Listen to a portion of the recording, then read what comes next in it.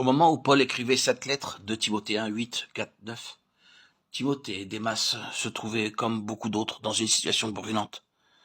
La réaction par l'acide. Il existe pour le métal diverses pierres de touche, mais dont les résultats ne sont pas probants.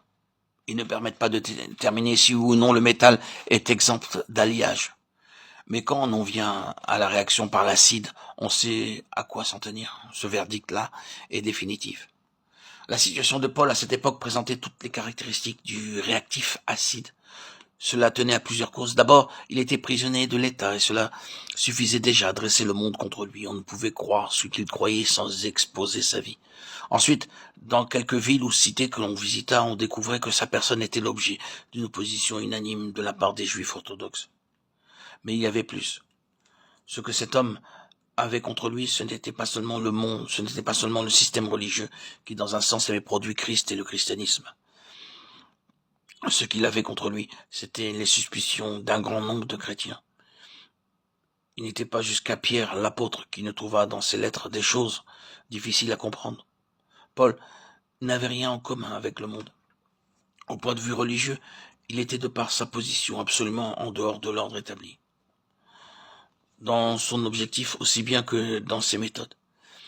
Il y avait quelque chose qui était plus céleste que terrestre, et qui était en tout cas si exclusivement spirituel, qu'il n'en fallait pas davantage pour entourer sa personne d'une atmosphère de suspicion et d'incompréhension.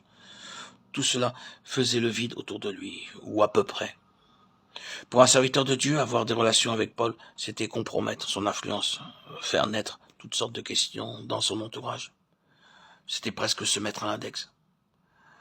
Car l'opprobre qui s'attachait à la personne du prisonnier rejaillissait nécessairement sur ceux qui avaient le courage de le visiter. S'ils avaient une charge dans l'église, ils pouvaient craindre que cela ne leur fasse du tort. Les auditeurs seraient prévenus. Ne valait-il pas mieux s'abstenir? Le problème en tout cas était clairement posé. S'ils avaient dans le cœur la moindre attache pour le monde, aucune hésitation n'était possible. Comment y tenir en présence d'un homme aussi absolu?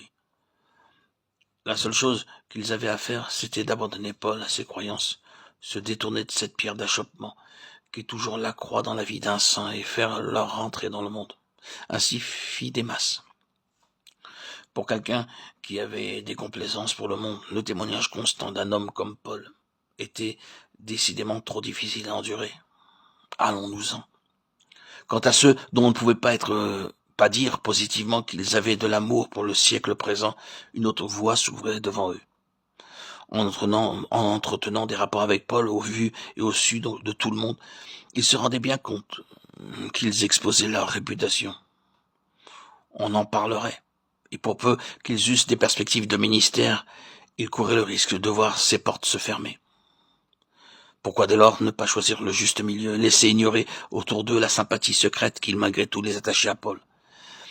Ils pouvaient même aller jusqu'à s'en ouvrir à l'apôtre, protester de leur affection pour lui et de leur accord avec son enseignement, tout en lui faisant comprendre que pour des raisons d'opportunité, ils ne pouvaient pas se déclarer ouvertement pour lui. Dieu bénissait leur ministère et ils ne voulaient pas exposer l'œuvre de Dieu à des ennuis en prenant publiquement fait et cause pour lui. C'était, en somme, jouer double jeu. Restait une troisième et dernière alternative. Elle consistait à se faire une opinion personnelle sur le cas de l'apôtre de façon à en avoir le cœur net et à pouvoir décider si oui ou non Dieu était avec lui. Puis de se ranger courageusement à ses côtés, à quelque prix que ce fût, certain qu'à la longue Dieu ne manquerait pas de leur rendre justice. Une telle attitude ne saurait compromettre longtemps un vrai ministère de l'Évangile, car quand on tient son mandat de Dieu, il n'est aucune puissance, qu'elle soit terrestre ou satanique, qui puisse faire obstacle à l'accomplissement de notre tâche. Dieu y veille. C'est lui qui règne. Une fois que c'est fermé la dernière porte sur laquelle les hommes pouvaient avoir une action, Dieu en ouvre d'autres, et celles-là, personne ne peut les fermer. C'est cette attitude-là que prit Timothée. Quel est le verdict du temps? Pour nous, qui avons 20 siècles de recul, poser la question, c'est la résoudre. Quant à Démas, quelque tragique que soit la réponse à donner en ce qui le concerne, son attitude avait au moins le mérite de la franchise. On ne saurait en dire autant de ceux qui prirent le moyen terme. À l'heure actuelle, bon nombre d'enfants de Dieu se trouvent obligés de choisir entre l'un ou l'autre de ces trois chemins. La partie qui se joue pour beaucoup d'entre eux est la suivante. Vont-ils biaiser avec leur relation et faire un compromis avec la lumière afin de conserver leur prestige, ou bien vont-ils payer à la vérité le prix qu'elle exige, accepter de tout perdre, se placer ainsi au bénéfice des ressources éternelles de Dieu? Si oui, l'universel antagonisme des hommes et des démons ne pourra rien contre leur attitude. Le verdict du temps, à défaut d'autre, attestera qu'elle était bien de Dieu, et elle portera des fruits éternels.